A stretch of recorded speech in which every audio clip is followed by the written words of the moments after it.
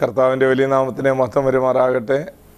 നിങ്ങളോട് ദൈവത്തിൻ്റെ വചനം സംസാരിക്കുവാനായിട്ട് ലഭിച്ചിരിക്കുന്ന അവസരത്തിനായി ദൈവത്തിന് സ്തോത്രം ചെയ്യുന്നു. എൻ്റെ ഈ ശബ്ദം കേൾക്കുന്ന എല്ലാ മാന്യപ്രേക്ഷകർക്കും യേശു ക്രിസ്തുവിൻ നാമത്തിലുള്ള സ്നേഹവന്ദനങ്ങൾ അറിയിക്കുന്നു. നിങ്ങളോട് ദൈവത്തിൻ്റെ വചനത്തിൽ നിന്ന് ഈ നാളുകളിൽ സംസാരിക്കുവാനായിട്ട് ദൈവം തന്ന വലിയ കൃപയ്ക്കായി ഞാൻ ദൈവത്തിന് നന്ദി അർപ്പിക്കുകയാണ്. ഇതിനെന്നെ യോഗ്യനാക്കി തീർത്ത ദൈവകൃപയ്ക്ക് ഹൃദയംഗമായി ദൈവത്തിന് നന്ദി അർപ്പിക്കുന്നു. ഒരു നാളിൽ ഇതിനൊന്നും യോഗ്യതയില്ലാതിരുന്ന നാളുകളിൽ വഴിത്തലയ്ക്കൽ പട്ടുപോകാമായിരുന്ന എന്നെ ഈ ശുശ്രൂഷയ്ക്ക് വിളിച്ചാക്കിയതിൽ ഞാൻ ദൈവത്തിന് നന്ദി കരയറ്റുന്നു. വേലിക്കരികിലും വഴിയരികിലും ചന്തസ്ഥലത്തുമൊക്കെ മെനക്കെട്ട് നിന്ന ആളുകളെ അവൻ്റെ മുന്തിരിത്തോപ്പിലേക്ക് വിളിച്ചാക്കിയതുപോലെ ദൈവത്തിൻ്റെ കൃപയാൽ ശുശ്രൂഷ ലഭിച്ച ഒരു വ്യക്തി എന്ന നിലയിൽ ഞങ്ങൾ നിങ്ങളോട് ദൈവത്തിൻ്റെ വചനം സംസാരിക്കുമ്പോൾ സകല മഹത്വവും ദൈവപാദപീഠത്തിൽ ഞാൻ അർപ്പിക്കുന്നു. അവിടുത്തെ മഹാകരുണ കൊണ്ട് രക്ഷപ്പെട്ട ഒരു പാപിയാണ് ഞാൻ. അതുകൊണ്ട് നിങ്ങൾ ഈ ദിവസങ്ങളിൽ എളിവിൽ നിന്ന് കേൾക്കുന്ന എല്ലാ വചനവും ദൈവത്തിൽ നിന്ന് എളിവിന് ലഭിച്ചതാണ്. ദൈവം പഠിപ്പിച്ച വചനം, ദൈവം സംസാരിച്ച വചനം, ദൈവത്തിൽ നിന്ന് പ്രാപിച്ച വചനമാണ് ഈ നാളുകളിൽ നിങ്ങൾ കേട്ടുകൊണ്ടിരിക്കുന്നത്. പല എപ്പിസോഡുകളിലും ഞാൻ ഓർമ്മിപ്പിച്ചിട്ടുള്ളതുപോലെ ഞാൻ ബൈബിൾ കോളേജിൽ പഠിച്ചിട്ടുള്ള വ്യക്തിയല്ല. എന്നാൽ ദൈവം തന്ന കൃപയ്ക്കൊത്തവണ്ണം ശുശ്രൂഷിക്കുവാൻ ദൈവം എനിക്ക് ഭാഗ്യം തന്നു. അതൊരു മഹാഭാഗ്യമായി ഞാൻ കരുതുകയും ഈ നാളുകളിൽ ദൈവം ലോകത്തിൽ ജ്ഞാനികളെ ലജ്ജിപ്പിപ്പാൻ ഭോഷത്വമായത് തിരഞ്ഞെടുത്ത ദൈവത്തിൻ്റെ ആ കൃപ ഓരോ ദിവസവും ഓർക്കാൻ എനിക്ക് കഴിയുന്നു. അതുകൊണ്ട് ഈ ദിവസങ്ങളിൽ നിങ്ങൾ ആ ഒരു മനസ്സോടെ, തുറന്ന മനസ്സോടെ ദൈവവചനം കേൾക്കുവാൻ നിങ്ങളുടെ സ്നേഹത്തോടെ ഓർപ്പിക്കുന്നു. പഴയ നിയമ ദേവാലയങ്ങളിൽ ഉണ്ടായിരുന്ന ആരാധനാ വസ്തുക്കളെക്കുറിച്ച്, പ്രത്യേകിച്ച് വിശുദ്ധ സ്ഥലത്തിരുന്ന ആരാധന ഉപകരണങ്ങളായ 2 ഉപകരണങ്ങളെക്കുറിച്ച് നമ്മളെ ചിന്തിക്കുകയുണ്ടായി. മൂന്നാമത്തെ ഉപകരണമായ ധൂപപീഠത്തെക്കുറിച്ച് ഇന്ന് നമുക്ക് ധ്യാനിക്കാം. ധൂപപീഠം ദൈവത്തിൻ്റെ ആലയത്തിൽ വെച്ചിരുന്നത് പുറപ്പാട് പുസ്തകം 30-ാം അധ്യായത്തിൻ്റെ 1 മുതൽ 10 വരെയുള്ള വാക്യങ്ങളിൽ നമുക്ക് കാണുവാൻ കഴിയുന്നു. അതിൻ്റെ 34 മുതൽ 38 വരെയുള്ള വാക്യങ്ങളിലും പുറപ്പാട് പുസ്തകം 37-ാം അധ്യായത്തിൻ്റെ 25 മുതൽ 29 വരെയുള്ള വാക്യങ്ങളിലും നമുക്കിത് കാണുവാൻ കഴിയുന്നു. വെളിപ്പാട് പുസ്തകം 8-ാം അധ്യായത്തിൻ്റെ 1 മുതൽ 5 വരെയുള്ള വാക്യങ്ങളിലും നമുക്ക് ഇത് കാണുവാനായിട്ട് കഴിയുന്നുണ്ട്. 1 മുഴം വീതിയും 1 മുഴം നീളവും അതുപോലെ തന്നെ 2 മുഴം ഉയരവും എന്ന് പറഞ്ഞിരിക്കുന്നു. ഇതിൽ നിന്ന് നമ്മൾ ഓർക്കേണ്ട ഒരു വസ്തുത, ദൈവം പറഞ്ഞ പ്രകാരം അത് ഖദിരമരം കൊണ്ടാണ് ഉണ്ടാക്കിയത്. അതിനുശേഷം അത് മുഴുവനായിട്ട് പൊന്ന് പൊതിയുകയായിരുന്നു. ഇത് യേശുക്രിസ്തുവിൻ്റെ നിഴലായിട്ട് നമുക്ക് കാണുവാനായിട്ട് കഴിയുന്നു. മനുഷ്യാവതാരം എടുത്ത ഒരു ജഡം കർത്താവിനുണ്ടായിരുന്നു. അതുകൊണ്ട് അവൻ ഖദിരമരമായി തീർന്നു എന്നുള്ളത് നമ്മൾ നേരത്തെ താമ്രയാഗപീഠത്തോടനുബന്ധിച്ച് ചിന്തിക്കുകയുണ്ടായി. ഇവിടെ ധൂപപീഠവും ഈ സ്വർണ്ണ ധൂപപീഠത്തിലും അതിനകത്ത് മരം ചേർന്നിരിക്കുന്നത് കാണുവാനായിട്ട് കഴിയും. യേശുക്രിസ്തു ജഡാവതാരം എടുത്തു എന്നുള്ളത് നമ്മൾ അതിൽ നിന്ന് പഠിക്കുവാനായിട്ട് കഴിയും. എന്നാൽ വർഷങ്ങൾക്ക് ശേഷം ശലോമോൻ ദേവാലയം ഉണ്ടാക്കിയപ്പോൾ അവനത് തങ്കം കൊണ്ട് പൊതിയുന്നതിന് മുൻപേ ദേവദാരു മരമായിരുന്നു അതിനുപയോഗിച്ചിരുന്നത് എന്ന് നമുക്ക് കാണുവാനായിട്ട് കഴിയും. ശലോമോൻ ദേവാലയം ഉണ്ടാക്കിയപ്പോൾ പല കാര്യങ്ങളിലും വ്യത്യസ്തമായിട്ടൊരല്പം വ്യത്യസ്തത വരുത്തിയിട്ടുണ്ട്. അത് കഴിഞ്ഞ എപ്പിസോഡുകൾക്ക് മുമ്പിൽ നമ്മൾ ചിന്തിച്ചതാണല്ലോ. എന്നാൽ നമുക്ക് ഇവിടെ കാണുവാനായിട്ട് കഴിയുന്നത് സ്വർണത്തെ പറ്റി 37-ാം അധ്യായത്തിൽ ആവർത്തിച്ച് 20 പ്രാവശ്യം പറഞ്ഞിരിക്കുന്നത് കാണുവാനായിട്ട് കഴിയും. പൊന്നുകൊണ്ട് പൊതിയണം, പൊന്നുകൊണ്ട് പൊതിയണം, സ്വർണം കൊണ്ട് പൊതിയണം എന്നിത്യാദി 20-ൽ പരം പ്രാവശ്യം അത് ആവർത്തിച്ചിരിക്കുന്നത് കാണുവാൻ കഴിയും. എന്ന് പറഞ്ഞാൽ സ്വർണമായിരുന്നു കൂടുതലായി അതിൽ പൊതിയപ്പെട്ടിരുന്നത് എന്ന് കാണുവാൻ കഴിയും. സ്വർണം ദൈവത്തെ കാണിക്കുന്നത്, അഥവാ യേശുക്രിസ്തുവിൻ്റെ ദൈവത്വത്തെ കാണിക്കുന്നതാണ് എന്ന് നമുക്ക് തിരുവചനം പഠിക്കുമ്പോൾ മനസ്സിലാക്കുവാനായിട്ട് കഴിയും. അതുമാത്രമല്ല, അതിന് സ്വർണ്ണ വളയങ്ങൾ ഉണ്ടായിരുന്നതായിട്ടും സ്വർണ്ണ വക്കുണ്ടായിരുന്നതായിട്ടും നമുക്ക് പഠിക്കുവാനായിട്ട് കഴിയും. അതിൽ നിന്ന് നമുക്ക് ഇപ്രകാരം ചിന്തിക്കാം, ദൈവത്തിൻ്റെ പുത്രനാകുന്ന യേശുക്രിസ്തുവിൻ്റെ നിഴലായിട്ട് നമുക്ക് ധൂപപീഠത്തെ കാണുവാനായിട്ട് കഴിയും എന്നാണ് ഞാൻ പറഞ്ഞു വന്നത്. അത് സാക്ഷ്യപെട്ടകത്തിന് മുമ്പിൽ വയ്ക്കുവാനായിട്ട് ദൈവം പറഞ്ഞു.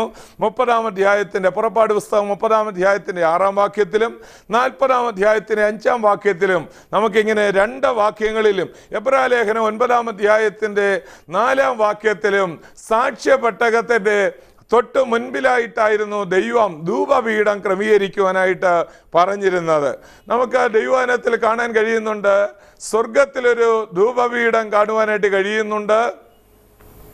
സ്വർഗത്തിലൊരു യാഗപീഠം കാണാനായിട്ട് കഴിയുന്നുണ്ട്. സ്വർഗത്തിലെ കനൽ നമ്മൾ യെശയ്യാപ്രവചനം 6-ാം അധ്യായത്തിൻ്റെ 6-ാം വാക്യത്തിൽ കാണാൻ കഴിയുന്നു. എന്നാൽ വെളിപ്പാട് പുസ്തകം 8-ാം അധ്യായത്തിലേക്ക് വരുമ്പോൾ വിശുദ്ധന്മാരുടെ പ്രാർത്ഥനയോടുകൂടെ ചേർക്കേണ്ടതിന് വളരെ ധൂപവർഗം കൊടുത്തു എന്ന് നമുക്ക് കാണുവാനായിട്ട് കഴിയുന്നു. അപ്പോൾ യാഗപീഠവും ധൂപപീഠവും രണ്ടും രണ്ടാണ്. യാഗപീഠം പ്രാകാരത്തിലാണ് ഇരിക്കുന്നത്. അവിടെ താമ്രം കൊണ്ട് പൊതിഞ്ഞതാണെങ്കിൽ വിശുദ്ധ സ്ഥലത്തിരിക്കുന്ന ധൂപപീഠം അത് സ്വർണം കൊണ്ടാണ് പൊതിയപ്പെട്ടിരിക്കുന്നത് എന്നുള്ളത് നമുക്ക് ശ്രദ്ധേയമായ കാര്യമാണ്. നമ്മൾ ഇനിയും ഇവിടെ ശ്രദ്ധിക്കുമ്പോൾ ഇതിനെ ധൂപപീഠം എന്നാണ് പറഞ്ഞിരിക്കുന്നത്. നമുക്ക് ധൂപം എന്ന് പറഞ്ഞാൽ പുകയെന്നാണ്.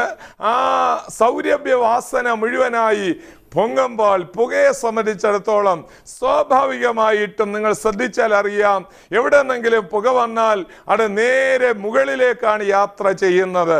താഴേക്ക് യാത്ര ചെയ്യുന്ന പുക നമ്മൾ കാണുന്നില്ല. താഴേക്കല്ല, അത് മുകളിലേക്കാണ് പുക സാധാരണയായിട്ട് പൊങ്ങിപ്പോകുന്നത്. അപ്പോൾ ഇതിൽ നിന്ന് നമുക്കൊരു കാര്യം മനസ്സിലാക്കാൻ കഴിയുന്നു. ദൈവം ഈ പുക മുകളിലോട്ട് വിടുവാനായിട്ട് ദൈവം ഈ ഭാഗത്ത് പറഞ്ഞിരിക്കുന്നതിന് താല്പര്യം ഇത് പ്രാർത്ഥനയെയും ഇത് സ്തോത്രത്തെയും കാണിക്കുന്നതാണ്. ഇതിനകത്ത് ദൈവം പ്രത്യേക ക്രമീകരണങ്ങൾ അനുസരിച്ച് നിരന്തരം ധൂപം മുങ്ങിക്കൊണ്ടിരിക്കണമെന്ന് ദൈവം പറയുകയുണ്ടായി. അടുത്തതായിട്ട് നമ്മൾ ഓർക്കേണ്ടത് യേശുക്രിസ്തുവിൻ്റെ നിരന്തര ധൂപം അഥവാ നിരന്തരമായിട്ടുള്ള പ്രാർത്ഥനയാണ് നമുക്കിതിനകത്ത് നിന്ന് പഠിക്കുവാനായിട്ട് കഴിയുന്നത്. ദേവാലയമുള്ള കാലത്തോളം ദേവാലയത്തിൽ നിന്ന് നിരന്തര ഈ പുക മുകളിലോട്ട് ഉയർന്ന് പോകുന്നത് അത് സ്വർഗത്തിലേക്ക് കയറിപ്പോകുന്ന ദൈവപുത്രന്റെ പ്രാർത്ഥനയുടെ നിഴലാണ്, വിശ്വാസിയുടെ പ്രാർത്ഥനയുടെ നിഴലാണ് എന്ന് നമുക്ക് പഠിക്കുവാനായിട്ട് കഴിയും. മാത്രമല്ല ഇതിന് വളയങ്ങൾ ഉള്ളതായിട്ട് നമുക്ക് പഠിക്കാൻ കഴിയുന്നുണ്ട്. അതുപോലെ തന്നെ വളയങ്ങൾ ഉള്ളതുകൊണ്ട് തണ്ടുകൾ ചെലുത്തി ദൂരസ്ഥലത്തേക്ക് കൊണ്ടുപോകേണ്ടതായിട്ട് വരുന്നത് കൊണ്ടാണ് വളയങ്ങൾ ക്രമീകരിച്ചു വെച്ചിരിക്കുന്നത്. വളയങ്ങൾ ഉള്ളത് കൊണ്ട് ഏത് സ്ഥലത്തേക്കും ഇത് കൊണ്ടുപോകാനായിട്ട് കഴിയും. അതിൽ നിന്ന് നമ്മളൊരു കാര്യം പഠിക്കുക, ദൈവത്തിൻ്റെ പുത്രന്റെ പ്രാർത്ഥന എല്ലാ സ്ഥലങ്ങളിലേക്കും അല്ലെങ്കിൽ ഏത് സ്ഥലത്തേക്കും ചെല്ലുവാനായിട്ട് കഴിയുന്നു. മാത്രമല്ല ഇതിന് കൊമ്പുകൾ ഉള്ളതായിട്ട് നമുക്ക് പഠിക്കുവാൻ കഴിയുന്നു. 4 കൊമ്പുകൾ ഈ സ്വർണ്ണ ധൂപപീഠത്തിനുണ്ടായിരുന്നതിൽ നിന്ന് നമുക്ക് ഇപ്രകാരം പഠിക്കാൻ കഴിയുന്നു. യേശുക്രിസ്തുവിന്റെ പക്ഷവാദം, യേശുക്രിസ്തുവിന്റെ മധ്യസ്ഥത ലോകത്തിന്റെ 4 ഭാഗങ്ങളിലേക്ക് 4 ദിക്കുകളിലേക്കും അതിങ്ങനെ ഉയർന്നു നിൽക്കുകയാണ്. ലോകത്തിൻ്റെ ഏത് സ്ഥലത്തിരുന്ന് പ്രാർത്ഥിച്ചാലും യേശുക്രിസ്തുവിന്റെ മധ്യസ്ഥത നിങ്ങൾക്കായിട്ടുണ്ട്. ശ്രേഷ്ഠനാം ആചാര്യനായി ദൈവത്തിന്റെ വലത്തുഭാഗത്ത് നമുക്ക് പക്ഷപാതം ചെയ്യുന്ന യേശുക്രിസ്തുവിനെ നമുക്ക് കാണുവാനായിട്ട് കഴിയുന്നു. അതുകൊണ്ട് വിശ്വാസികൾ ദൈവസേനയിൽ പക്ഷപാതം ചെയ്യുമ്പോൾ, മധ്യസ്ഥത അണയ്ക്കുമ്പോൾ അതൊക്കെ ദൈവം കേൾക്കുന്നു എന്നുള്ളതാണ് നമുക്ക് ഈ ഭാഗത്തുനിന്ന് പഠിക്കാൻ കഴിയുന്നത്. റോമലേഖനം 1-ാം അധ്യായത്തിന്റെ 1 മുതൽ 9 വരെയുള്ള വാക്യങ്ങൾ വായിക്കുമ്പോൾ നമുക്കത് കാണുവാനായിട്ട് കഴിയുന്നു. പ്രിയമുള്ളവരെ, മാത്രമല്ല നമുക്ക് ഈ ധൂപപീഠത്തെ കുറിച്ച് ഞാൻ പറഞ്ഞല്ലോ, യേശുക്രിസ്തുവിന്റെ മധ്യസ്ഥതയാണ് അത് കാണിക്കുന്നതെങ്കിൽ നമുക്ക് പുതിയ നിയമത്തിൽ നമ്മൾ വായിക്കാൻ കഴിയുന്നു, അത് നിഴലായിട്ട് ആയിരുന്നു പഴയ നിയമത്തിൽ പുരോഹിതൻ നിന്നുകൊണ്ട് അവിടെ ശുശ്രൂഷിച്ചതെങ്കിൽ പുതിയ നിയമ വിശ്വാസികളാകുന്ന നമ്മൾ ഓരോരുത്തരും പക്ഷപാതം ചെയ്യുവാനായി ദൈവം നമ്മളെക്കുറിച്ച് ആഗ്രഹിക്കുന്നു. ഇപ്പോൾ നമ്മൾ ചെയ്യുന്ന പക്ഷപാതം അത് പൊരുളായ യേശുക്രിസ്തുവിനോട് ചേർന്നുള്ള പക്ഷപാതമാണ് എന്നുകൂടെ നമ്മൾ ഓർത്തിരിക്കുക. നമ്മൾ എബ്രായ ലേഖനം 8-ാം അധ്യായത്തിലേക്ക് വരുമ്പോൾ അതിലെ 1 മുതൽ 6 വരെയുള്ള വാക്യങ്ങൾ വായിക്കുമ്പോൾ അവിടെ നമുക്ക് കാണുവാനായിട്ട് കഴിയും. യേശുക്രിസ്തു നമുക്ക് വേണ്ടി പക്ഷവാദം ചെയ്യുന്ന ശ്രേഷ്ഠനാം ആചാര്യനായ മൽക്കിസദേക്കിന്റെ ക്രമപ്രകാരം ഇരിക്കുന്ന പുരോഹിതനായി അവൻ ഇരിക്കുന്നു എന്നുകൂടെ നമ്മൾ ഓർക്കണം. മാത്രമല്ല, ദൈവത്തിന്റെ വചനം വളരെ വ്യക്തമായി പറയുന്നു. യാക്കോബിന്റെ ലേഖനം 5-ാം അധ്യായത്തിന് 17-ാം വാക്യത്തിൽ ഏലിയാവിന്റെ പ്രാർത്ഥനയെക്കുറിച്ച് പറയുമ്പോൾ അവിടെ പറഞ്ഞിരിക്കുന്നു, ഏലിയാവ് നമുക്ക് സമസ്വഭാവം ഉള്ള മനുഷ്യനായിരുന്നു എന്ന് പറഞ്ഞിട്ട് പറയുന്നു, നീതിമാന്റെ ശ്രദ്ധയേറിയ പ്രാർത്ഥന ഏറെ ഫലിക്കുന്നു എന്നാണ്. നീതിമാന്റെ ശ്രദ്ധയേറിയ പ്രാർത്ഥന ഏറെ ഫലിക്കുന്നു എന്ന് പറഞ്ഞിരിക്കുന്നു. അങ്ങനെയാണെങ്കിൽ ഈ നാളുകളിൽ നമുക്ക് ശ്രദ്ധയോടെ ദൈവത്തോട് പ്രാർത്ഥിക്കാം. ശ്രദ്ധയോടെ പ്രാർത്ഥിച്ചാൽ വലിയ കാര്യങ്ങൾ നടക്കാനിടയായി തീരും. നമുക്ക് പത്രോസിന്റെ കാര്യം അറിയാം. സഭ ശ്രദ്ധയോടെ പ്രാർത്ഥിക്കുമ്പോൾ കാരാഗ്രഹത്തിന്റെ ഉള്ളിലേക്ക് ദൈവം ദൂതനെ ഇറക്കുന്നു. അവിടെ നിന്ന് അവനെ തട്ടി ഉണർത്തുന്നു. അതുമാത്രമല്ല, അവന്റെ ചങ്ങലയെല്ലാം താനെ അഴിഞ്ഞു വീഴുന്നു. അവന്റെ കൂടെ ഉണ്ടായിരുന്ന പടയാളികൾ ആരും തന്നെ അറിയാതെ അവനെ തട്ടി എഴുന്നേൽപ്പിച്ച് അവനെ പുറത്തേക്ക് കൊണ്ടുവരികയാണ്. അവന് വേണ്ടി വാതിലുകൾ തുറക്കുന്നു. പുറത്തേക്കുള്ള ഇരുമ്പുവാതിൽ സ്വതവേ തുറക്കുന്നു. ദൂതൻ അവന്റെ കൂടെ നടക്കുന്നു. ദൂതൻ അവനെ കൊണ്ടുപോകേണ്ട സ്ഥലത്തേക്ക് കൊണ്ടുപോകുന്നു. ഇതെല്ലാം ദൈവമക്കളുടെ ശ്രദ്ധയേറിയ പ്രാർത്ഥനയുടെ ഫലമായിട്ടുള്ളതാണ്. അങ്ങനെയാണെങ്കിൽ ഈ നാളുകൾ സഭയായി നമുക്ക് പ്രാർത്ഥിക്കാം. അനേകർ ലോകത്തിന്റെ വിവിധ സ്ഥലങ്ങളിൽ വിടുവിക്കപ്പെടാൻ പോകുന്നു. അല്ലയോ ദൈവദാസനെ, എത്രയോ നാളുകളായി നിങ്ങളുടെ ദേശത്ത്, നിങ്ങളുടെ സഭയിൽ ചില ദിവസങ്ങൾ ശ്രദ്ധയോടൊന്ന് പ്രാർത്ഥിച്ചിട്ട് ഉപവാസ പ്രാർത്ഥന വെക്കുമ്പോൾ എല്ലാവരും അശ്രദ്ധരായി അവിടെ ഇവിടെ നോക്കിയിരിക്കുന്ന അനുഭവമല്ലേ? നമുക്കെന്ന് തീരുമാനിക്കാം, ദൈവമേ, ഒരുമനപ്പെട്ട് ശ്രദ്ധയോടെ ഒന്ന് പ്രാർത്ഥിച്ച് ദേശത്ത് വ്യാപരിക്കുന്ന സാത്താൻ കെട്ടിയിട്ടിരിക്കുന്ന അനേക വ്യക്തികളെ ചങ്ങലകൾ പൊട്ടുന്ന ഒരു പ്രാർത്ഥന, ദൂതനെ ഇറക്കുന്ന ഒരു പ്രാർത്ഥന, വാതിലുകൾ തുറക്കുന്ന ഒരു പ്രാർത്ഥന, ഉണർത്തുന്ന ഒരു പ്രാർത്ഥന, ഇരുമ്പ് വാതിലുകളൊക്കെ സ്വതവേ തുറക്കുന്ന ഒരു പ്രാർത്ഥന, ദൈവത്തിന്റെ ദൂതനിറങ്ങി പലരെയും ഗൈഡ് ചെയ്ത് കൊണ്ടുപോകുന്ന ഒരു പ്രാർത്ഥന, ദൈവത്തിന്റെ പ്രവൃത്തി വെളിപ്പെടുത്തുന്ന ഒരു പ്രാർത്ഥന, ശത്രുവിന്റെ കോട്ടകളെ തകർക്കുന്ന ഒരു പ്രാർത്ഥന ഈ നാളുകളിൽ നമുക്ക് ദൈവത്തിന്റെ സന്നിധിയിലേക്ക് ഉയർത്താം. ഈ നാളുകളിൽ ദൈവം അത് ചെയ്യാതിരിക്കത്തില്ല.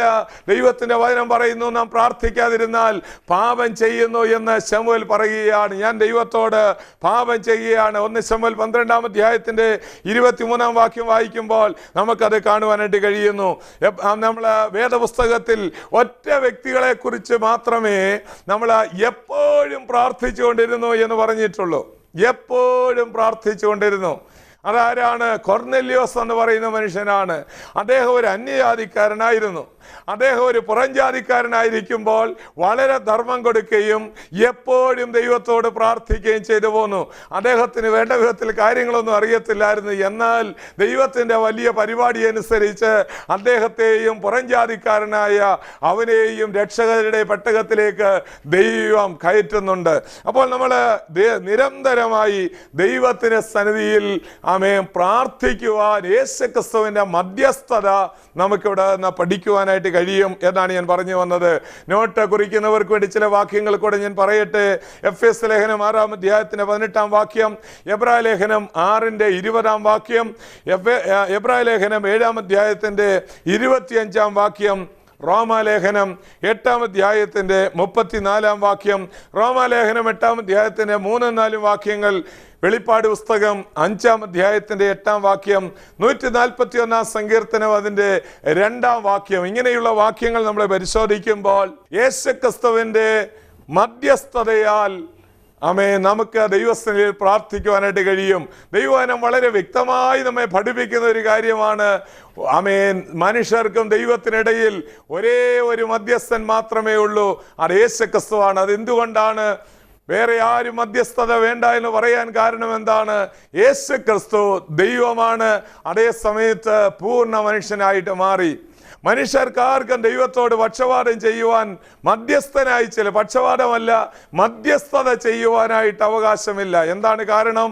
അവരെ സംബന്ധിച്ചിടത്തോളം മനുഷ്യരായതുകൊണ്ട് രണ്ട് ആളുകളും അംഗീകരിക്കുന്ന ഒരു ആള് വേണം മധ്യസ്ഥനാകുവാൻ.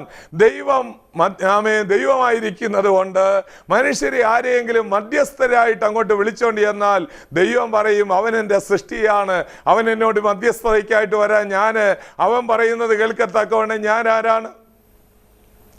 അതുകൊണ്ട് ദൈവം എന്ത് ചെയ്യുന്നു? ദൈവം പറയുന്നു ഏക മധ്യസ്ഥൻ. ആരാണ് മധ്യസ്ഥൻ? യേശുക്രിസ്തു മധ്യസ്ഥൻ. യേശുക്രിസ്തുവിനെ മധ്യസ്ഥനാക്കിയാൽ എന്താണ് പ്രയോജനം? പൂർണ്ണ ദൈവമാണ്, അതേ സമയത്ത് തന്നെ പൂർണ്ണ മനുഷ്യനായിരിക്കുന്നു. എന്നാൽ മധ്യസ്ഥത അണയ്ക്കുവാനായി മനുഷ്യരെ ആരെയും ദൈവം ചുമതലപ്പെടുത്തിയിട്ടില്ല. എന്നാൽ പക്ഷപാതം ചെയ്യാം. ദൈവവചനം അതാണ് പറയുന്നത്, പക്ഷം പിടിച്ചു വാദിക്കാം. നമ്മുടെ അകത്ത് ഒരുവൻ ഇരുന്നു കൊണ്ട് നമ്മുടെ പക്ഷം പിടിച്ചു വാദിക്കുന്നുണ്ട്. ദൈവവചനം പരിശോധിക്കുമ്പോൾ റോമാലേഖനം 8-ാം അധ്യായം നിങ്ങൾ വായിക്കണം. അവിടെ പറയുന്നു, ഇവണ്ണം പ്രാർത്ഥിക്കണം. നമുക്കറിയില്ല, ആത്മാവ് താനും ഉച്ചരിച്ചുകൂടാത്ത ഞരക്കങ്ങളാൽ നമുക്ക് വേണ്ടി, വിശുദ്ധന്മാർക്ക് വേണ്ടി പക്ഷവാദം ചെയ്യുന്നു. നമ്മുടെ പക്ഷം പിടിച്ചുകൊണ്ട് വാദിക്കുന്നവൻ ആരാണ്? പരിശുദ്ധാത്മാവാണ്, ഭൂമിയിൽ ഇരുന്നു കൊണ്ട്. എന്നാൽ സ്വർഗത്തിൽ നമുക്കൊരു പക്ഷവാദക്കാരനുണ്ട്, അവൻ യേശുക്രിസ്തുവാണ്. അവൻ ദൈവസേനയിൽ നമുക്ക് വേണ്ടി നിരന്തരം പക്ഷവാദം ചെയ്തുകൊണ്ടിരിക്കുന്നു. ഒരുപക്ഷെ 2015 നിങ്ങളിത് കേട്ടുകൊണ്ടിരിക്കുന്നത്. ഈ വർഷത്തിൽ ദൈവം നിങ്ങൾക്ക് ദാനമായി തന്നതിന്റെ കാരണം എന്താണ്?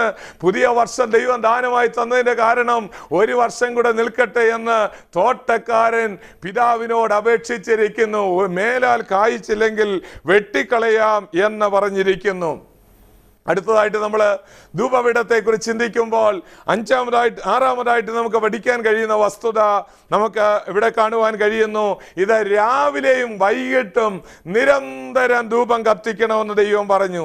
നിരന്തരം ധൂപം കത്തിക്കാൻ ദൈവം പറഞ്ഞിരിക്കുന്നത് കൊണ്ട് നിരന്തര ധൂപമാണ് വേണ്ടത്. അതുകൊണ്ട് ദൈവമക്കളാണെന്ന് നമ്മൾ ഓർക്കേണ്ട ഒരു വലിയ വസ്തുത, ഈ പ്രാർത്ഥന നിർത്തിക്കളയാൻ പാടില്ല. ദൈവത്തിന്റെ വചനം പറയുന്നു, സ്തോത്രമെന്ന യാഗം അർപ്പിക്കുന്നവൻ എന്നെ മഹത്വപ്പെടുത്തുന്നു. 50-ാം സങ്കീർത്തനം 14-ാം വാക്യത്തിൽ നമുക്കത് കാണുവാനായിട്ട് കഴിയുന്നുണ്ട്. എബ്രായ ലേഖനത്തിൽ 13-ാം അധ്യായത്തിന് 16-ാം വാക്യം എന്താണ് വായിക്കുന്നത്? അധരബലമെന്ന സ്തോത്രയാഗം ഇടവിടാതെ അർപ്പിക്കാൻ പറഞ്ഞിരിക്കുന്നു. അധരബലമെന്ന സ്തോത്രയാഗം ഇടവിടാതെ അർപ്പിക്കാൻ, നിരന്തരം ദൈവസന്നിധിയിൽ സ്തോത്രം പറയുവാൻ ദൈവമക്കൾക്ക് ദൈവ അവകാശം തന്നിരിക്കുന്നു. 107-ാം സങ്കീർത്തനം 22-ാം വാക്യത്തിലേക്ക് നമുക്ക് വരുമ്പോൾ, യഹോവ അവനെ മഹിമയെ ചൊല്ലിയും മനുഷ്യപുത്രന്മാർ ചെയ്ത അത്ഭുതങ്ങളെ ചൊല്ലി സ്തുതിക്കട്ടെ എന്ന് ദൈവത്തിന്റെ വചനം പറയുന്നു. അവർ സ്തോത്രയാഗങ്ങളെ കഴിക്കണമെന്ന് ദൈവവചനം പറയുന്നു. 1 തെസ്സലോനിക്കർ 5-ാം അധ്യായത്തിന്റെ 16-ാം വാക്യത്തിൽ വായിക്കുന്നത്, ദൈവത്തിന് സ്തോത്രം ചെയ്യണം, എല്ലാറ്റിനും സ്തോത്രം ചെയ്യണം. അതാണ് ദൈവത്തിന്റെ ഇഷ്ടമെന്ന് പറഞ്ഞിരിക്കുന്നു. ദൈവത്തിന് നമ്മൾ സ്തോത്രം ചെയ്യുന്നവരാണോ? ദൈവസന്നിധിയിൽ നന്ദിയുള്ളവരാണോ? ദൈവസന്നിധിയിൽ പ്രാർത്ഥിക്കുന്നവരാണോ എന്ന് നമുക്ക് നമ്മെ തന്നെ ശോധന ചെയ്യാം. ഹോശേയ പ്രവചനം 14-ാം അധ്യായത്തിന്റെ 2-ാം വാക്യത്തിലേക്ക് വരുമ്പോൾ അവിടെ പറയുന്നു, കാളകളെ അർപ്പിക്കാൻ ഞങ്ങൾ അധരബലമെന്ന അധരാർപ്പണമായ കാളകളെ അർപ്പിക്കുക. നിങ്ങൾ ദേവാലയത്തിൽ വന്നിരുന്നു കൊണ്ട് അല്ലെങ്കിൽ ദൈവസന്നിധിയിൽ ഇരിക്കുമ്പോൾ നിങ്ങളൊന്ന് സ്തോത്രം ചെയ്യുമ്പോൾ നിങ്ങളൊരു കാളയെ കൊണ്ടുവരുന്നതിന് തുല്യമാണ്. എത്രയോ വിലയുള്ളതാണ് വലിയ കാളകൾ. എന്നാൽ ആ കാളയെ കൊണ്ടുവന്ന ദൈവസന്നിധിയിൽ യാഗം കഴിക്കുന്നത് പോലെയാണ് നമ്മൾ അന്തരാത്മാവിൽ നിന്ന് ദൈവത്തോടുള്ള നന്ദിയിൽ ഒരു സ്തോത്രം പറയുന്നത്. അതുകൊണ്ട് ഈ ദിവസങ്ങളിൽ നമുക്ക് ദൈവത്തിന് സ്തോത്രം ചെയ്യാം. 69-ാം സങ്കീർത്തനം 30-31 വാക്യങ്ങൾ, 50-ാം സങ്കീർത്തനം 23-ാം വാക്യം, ഈ വാക്യങ്ങളെല്ലാം പരിശോധിക്കുമ്പോൾ ദൈവത്തിന് നന്ദിയുള്ളവരായി നിരന്തരം ഈ ധൂപപീഠത്തിൽ നിന്ന് സ്തോത്രവും പ്രാർത്ഥനയും ഉയർന്നുകൊണ്ടിരിക്കണം എന്ന് ദൈവം ആഗ്രഹിക്കുന്നു. ഈ ദിവസങ്ങളിൽ നമുക്കതുകൊണ്ട് അതിനായിട്ട് ഒരുങ്ങാം. ദൈവത്തിൻ്റെ ആത്മാവ് അതിനായി നമ്മെ ഓരോരുത്തരെയും സഹായിക്കുമാറാകട്ടെ. താമ്ര യാഗപീഠത്തെക്കാൾ ഉപരിയായി ഇവിടെ സമചതുരമായ ഈ ധൂപപീഠത്തെക്കുറിച്ച് ചിന്തിക്കുമ്പോൾ അത് സ്വർണം കൊണ്ട് അടിച്ച് പരത്തി ദൈവത്തിൻ്റെ സന്നിധിയിൽ ഖദിരമരത്തെ പൊതിഞ്ഞിരിക്കുന്ന വക്കോടുകൂടിയ ഒരു ഉപകരണമാണ് എന്ന് കാണുവാനായിട്ട് കഴിയും. അതിൽ നിന്ന് നിരന്തരമായി ധൂപവർഗം മുകളിലോട്ട് ഉയർന്നുകൊണ്ടിരിക്കുമ്പോൾ പരിശുദ്ധാത്മാവ് പ്രാർത്ഥനയിൽ നമ്മളെ സഹായിക്കുന്നു എന്നാണ് നമ്മൾ പഠിച്ചത്. ദൈവോത്രൻ പ്രാർത്ഥനയിൽ നമ്മളെ സഹായിക്കുന്നു എന്ന് നമ്മൾ പഠിക്കുന്നു. ഈ ദിവസങ്ങളിൽ പ്രാർത്ഥനയിൽ മുന്നേറുവാൻ ദൈവത്തിൻ്റെ ആത്മാവ് നമ്മെ സഹായിക്കട്ടെ. ഈ എപ്പിസോഡ് നിങ്ങൾക്ക് അനുഗ്രഹമായെങ്കിൽ ഞങ്ങളെ വിളിച്ചറിയിക്കണം. ദൈവത്തിൻ്റെ അനുഗ്രഹങ്ങളും വാഴിവുകളും അടുത്ത എപ്പിസോഡിൽ നമ്മൾ കണ്ടുമുട്ടും വരെ നിങ്ങളുടെ ഭവനങ്ങളിൽ ഉണ്ടാകട്ടെ എന്ന് ഞാൻ പ്രാർത്ഥിക്കുന്നു. വലിയവനായ ദൈവം നമ്മളെ പ്രാർത്ഥനയിൽ സഹായിക്കുമാറാകട്ടെ.